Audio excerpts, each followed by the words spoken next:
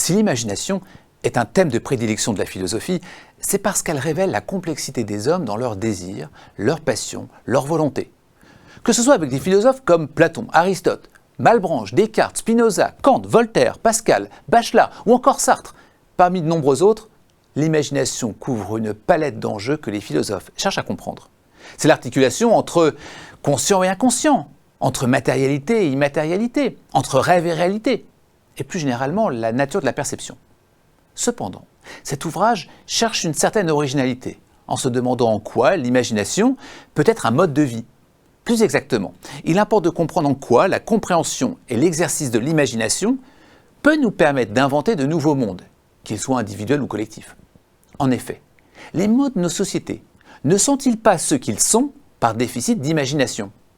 Si celle-ci fait appel autant à notre raison qu'à notre désir d'utopie, l'imagination peut être ce par quoi de nouvelles manières de vivre adviendront.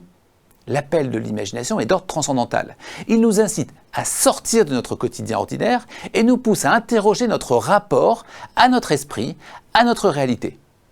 L'approche philosophique de l'imagination devient alors ce que l'on pourrait appeler un exercice spirituel, destiné à repenser des modes de vie, à même d'établir autant une construction de soi inédite qu'une société originale. Pour ça, l'ouvrage s'articule en 4 axes. La première partie s'intéresse à comprendre l'imagination dans ses définitions, usages, historiques et philosophiques. C'est également le temps de comprendre les imaginations politiques, utopiques, qu'il y a pu avoir de manière imaginative ou réelle. La seconde partie se demande pourquoi l'imagination. En quoi c'est un besoin, qu'il soit individuel ou collectif, qu'il soit politique ou une aide au progrès. C'est aussi s'interroger sur une imagination responsable, face à ce qu'elle peut proposer, face à ce qu'elle peut construire, développer. Autrement dit, questionner ce que peut être une imagination éthique. La troisième partie s'intéresse au faire l'imagination. En quoi l'imagination, c'est une question de méthode. Qui s'apprend, qui s'enseigne.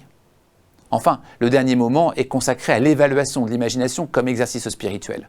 Comment l'imagination peut même être une forme de spiritualité, nous permettant d'envisager une esthétique de l'existence, tout simplement un nouveau mode de vie.